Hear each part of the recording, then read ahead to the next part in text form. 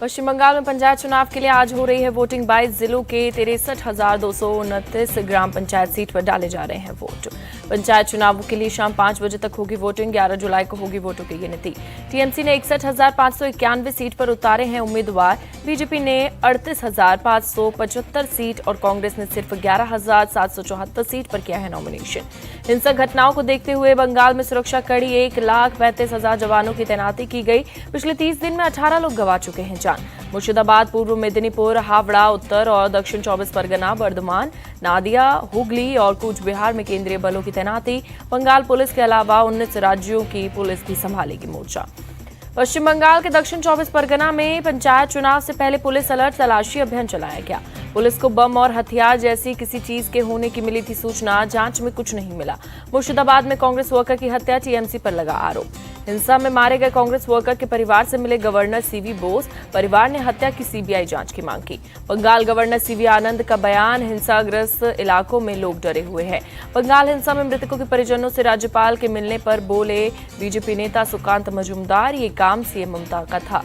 कूच बिहार में टीएमसी और बीजेपी कार्यकर्ताओं में हिंसक झड़प, 3 को लगी गोली, टीएमसी पर लगा आरोप। मुर्शिदाबाद के फरक्का में बम बनाते वक्त धमाका, 2 लोग गंभीर रूप से घायल। पीएम मोदी के 4 राज्यों के दौरे का आज दूसरा दिन। आज तेलंगाना और राजस्थान जाएंगे प्रधानमंत्री। पीएम मोदी आज सुबह 11:15 बजे वारंगल पहुंचेंगे। करीब 6,100 करोड़ की परियोजना की सौगात देंगे। प्रधानमंत्री 176 किलोमीटर लंबे हाईवे प्रोजेक्ट का करेंगे शिलान्यास। इस परियोजना में आएगी 5,550 करोड़ से ज्यादा की लागत। पीएम मोदी वारंगल से शाम करीब 4:15 बजे राजस्थान के बीकानेर पहुंचेंगे। यहां करीब 24,300 करोड़ की परियोजना की करेंगे शुरुआत। PM Modi Amritsar Jamnagar economic corridor देश को सौंपेंगे। इस 6 लेन वाले ग्रीनफील्ड एक्सप्रेस वे का 500 किलोमीटर राजस्थान से होकर गुजरेगा। पीएम मोदी नौरंग देसर के पास करेंगे ग्रीनफील्ड एक्सप्रेस वे का लोकार्पण। 11,125 करोड़ की लागत से तैयार हुआ है express way. Greenfield express way का आर्थिक क्षेत्र और पर्यटन को मिलेगा फायदा। प्रधानमंत्री एक जनसभा को करेंगे संबोधित। पीएम मोदी ने वाराणसी में बीजेपी कार्यकर्ताओं के साथ की टिफिन मीटिंग। कहा अगले लोकसभा चुनाव में भी बीजेपी बड़ी मार्जिन से जीतेगी। पीएम मोदी ने बीजेपी कार्यकर्ताओं से जनता के बीच रहने को कहा। उनकी समस्याओं के समाधान के लिए लगातार प्रयास करने की बात कही। वाराणसी से प्रधानमंत्री मोदी विपक्ष पर निशाना। कहा भ्रष्टाचार करने वालों की दुकान बंद कर दी। पीएम मोदी ने कहा जिन्होंने भ्रष्ट सरकार चलाई वो अब तिल मिलाते हैं। हम अब तक 4 करोड़ लोगों को दे चुके हैं पक्के मकान। पीएम मोदी का गोरखपुर में जबरदस्त स्वागत, पूरे रास्ते लोगों ने की फूलों की बारिश। प्रधानमंत्री मोदी ने गोरखपुर में वंदे भारत को हरी झंडी दिखाई। कहा देश भर से नेता पूछ रहे हैं कि उनके यहाँ ये ट्रेन कब चलेगी। गीता प्रेस के समारोह में शामिल हुए पीएम को कहा यहाँ की किताबों ने घर घर से सनातन विचारों, संस्कृति और विरासत पहुंचाई।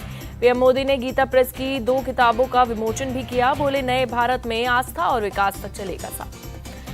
रायपुर से भी विपक्षी एकता पर बरसे पीएम मोदी। बोले जिनके दामन दागदार वो एक साथ आ रहे। विपक्ष करप्शन की गारंटी तो मोदी भ्रष्टाचार पर कार्रवाई की गारंटी। कहा मैं डरने वाला नहीं हूं, जो डर जाए वो मोदी नहीं। पीएम मोदी ने छत्तीसगढ़ को बताया कांग्रेस का एटीएम। कहा कोयला, रेत, भू माफिया यहां फल फूल रहे हैं। छत्तीसगढ़ में बीजेपी पूर्ण बहुमत से बनाएगी सरकार। पीएम के बयान के बाद बोले पूर्व सीएम रमन सिंह। पीएम के छत्तीसगढ़ दौरे पर सीएम बघेल का हमला। कहा उम्मीद थी प्रदेश को कुछ मिलेगा लेकिन फूटी कौड़ी नहीं दी। पीएम पर भड़के छत्तीसगढ़ के डिप्टी सीएम। बोले कांग्रेस एक संस्था है, वो भ्रष्ट कैसे हो सकती है। टीएस सिंहदेव का पीएम मोदी से सवाल। प्रदेश में 36,000 करोड़ का पीडीएस घोटाला हुआ, उसकी जांच क्यों नहीं कराई। बीजेपी अध्यक्ष जेपी नड्डा आज पार्टी के सभी मोर्चों के साथ करेंगे बैठक। चुनाव समेत आगे की योजनाओं पर होगी चर्चा। बीजेपी ने चुनाव प्रभारियों को किया ऐलान। प्रहलाद जोशी और राजस्थान और भूपेंद्र यादव को एमपी की कमान। ओम प्रकाश माथुर छत्तीसगढ़ के चुनाव प्रभारी बने। प्रकाश जावड़ेकर को तेलंगाना की जिम्मेदारी। चुनाव प्रभारी बनाए जाने के बाद बोले प्रकाश जावड़ेकर। कहा तेलंगाना के लोग बीजेपी के पक्ष में। 18 जुलाई को होने वाली एनडीए की बैठक में शामिल होंगे अजित पवार और Praful Patel. Uniform civil code के खिलाफ एकजुट हुए मुस्लिम संगठन ज्वाइंट स्टेटमेंट जारी कर एक सुर में किया विरोध। यूसीसी को लेकर बोले अरशद मदनी, धार्मिक मामलों में दखल दी जा रही है, हम विरोध जारी रखेंगे। एनसीपी प्रमुख शरद पवार का आज से महाराष्ट्र दौरा। नासिक के येवला में शाम 4 बजे करेंगे जनसभा को संबोधित। नासिक के रास्ते में शरद पवार कार्यकर्ताओं से करेंगे मुलाकात। एनसीपी ने किया ट्वीट, 83 साल के योद्धा एक बार फिर से मैदान में। प्रफुल्ल पटेल ने 6 जुलाई को दिल्ली में हुई शरद पवार की बैठक को बताया अवैध। कहा पार्टी का बहुमत अजित पवार के साथ। मुंबई में बीजेपी विधायक दल की बैठक। विधायकों की राय ले रहे हैं देवेंद्र फडणवीस। महाराष्ट्र में जल्द हो सकता है कैबिनेट विस्तार। सूत्रों की खबर, वित्त मंत्रालय को लेकर मामला अटका है। अजित पवार चाहते हैं फाइनेंस मिनिस्ट्री। सीएम पद से हटाए जाने की खबर को एकनाथ शिंदे ने बताया अफवाह। कहा सीएम मैं ही रहूंगा, प्रदेश की सरकार मजबूत है। सीएम एकनाथ शिंदे से मिले एमएनएस प्रमुख राज ठाकरे, घर जाकर की मुलाकात। उद्धव ठाकरे गुट को एक और झटका, नीलम गोरे शिंदे गुट में हुई शामिल। पंकजा मुंडे ने राहुल और सोनिया गांधी से मुलाकात की खबरों को किया खारिज। कहा अगर मुझे करना होगा कुछ तो डंके की चोट पर ही करूंगी। पंकजा मुंडे की नाराजगी पर बोले देवेंद्र फडणवीस, इस बारे में हमारा शीर्ष नेतृत्व उनसे बात करेगा। 14 जुलाई को दिल्ली में महाराष्ट्र कांग्रेस नेताओं की बैठक, राहुल गांधी रहेंगे मौजूद। कांग्रेस ने आम आदमी पार्टी को बेंगलुरु विपक्ष की बैठक में बुलाया। आम आदमी पार्टी बोली संसद सत्र से पहले अध्यादेश पर रुख साफ करें। राजस्थान के सह चुनाव प्रभारी नितिन पटेल का दावा, चुनाव से पहले ही नई पार्टी बनाएंगे सचिन पायलट। दिल्ली शराब घोटाला मामले में ईडी का बड़ा एक्शन, मनीष सिसोदिया समेत कई आरोपियों की करीब 52 करोड़ 24 लाख की संपत्ति कुर्क। दिल्ली शराब घोटाले का मामला, कोर्ट ने दिनेश अरोड़ा को 4 दिन की ईडी रिमांड पर भेजा। तमिलनाडु के मंत्री सेंथिल बालाजी की गिरफ्तारी का मामला, 11 जुलाई को सुनवाई करेगा मद्रास हाईकोर्ट। महिला रेसलर मामले में ब्रजभूषण शरण सिंह को कोर्ट का समन, 18 जुलाई को पेश होने का आदेश।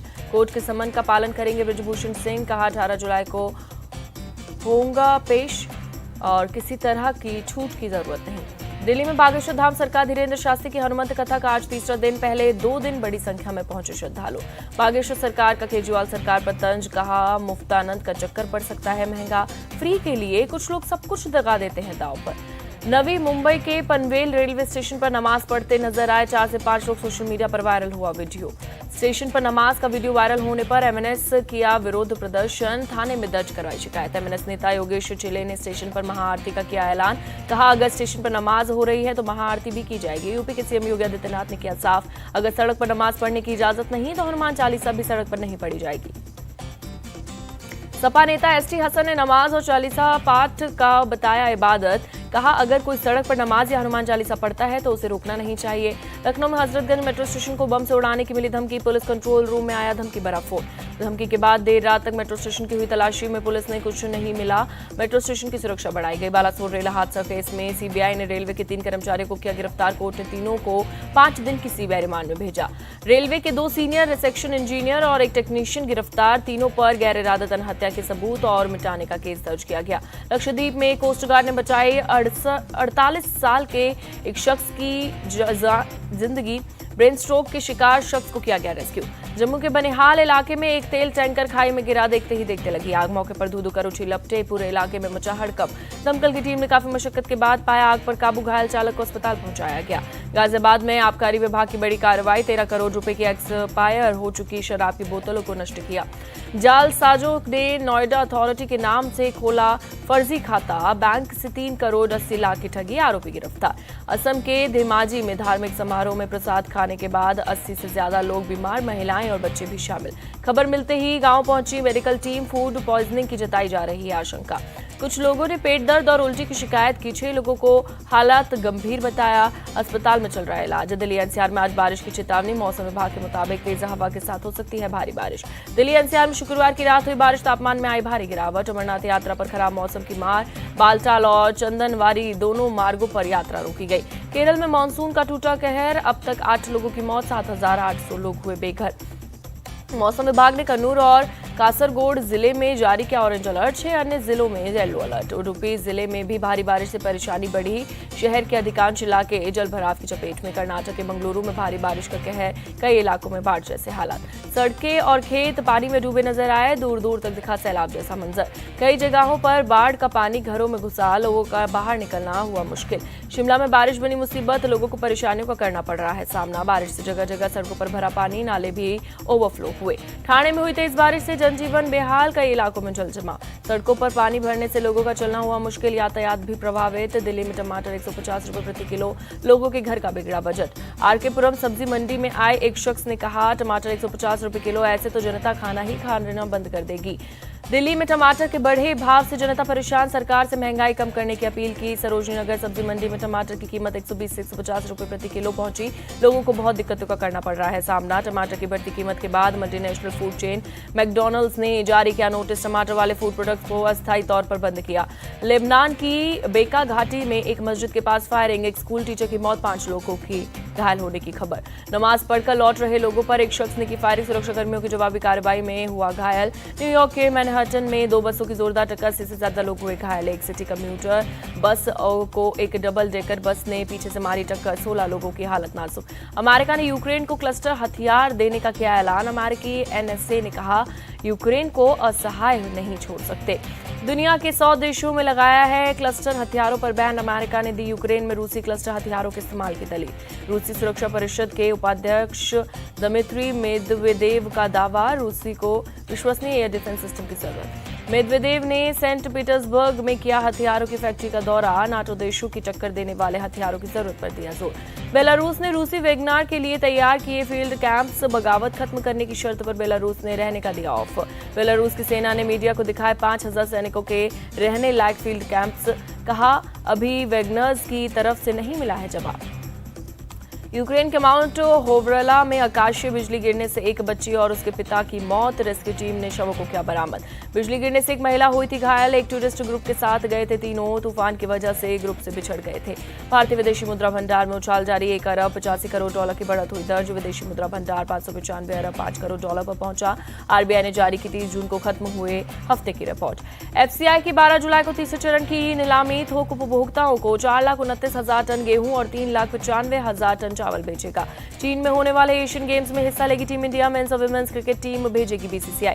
बीसीसीआई ने शुक्रवार को हुई मीटिंग में लिया फैसला, पहली बार एशिया में खेलेगी भारत की क्रिकेट टीम। एशियाई खेलों में अब तक 2 बार खेला गया है क्रिकेट, 2010 में चीन में और 2014 में दक्षिण कोरिया में शामिल हुआ था क्रिकेट। 2010 में बांग्लादेश ने पुरुष और पाकिस्तान की पहली महिला टीम ने जीता था गोल्ड। 2014 में श्रीलंका के पुरुष और पाकिस्तान की महिला टीम ने सोने पर किया था कब्जा।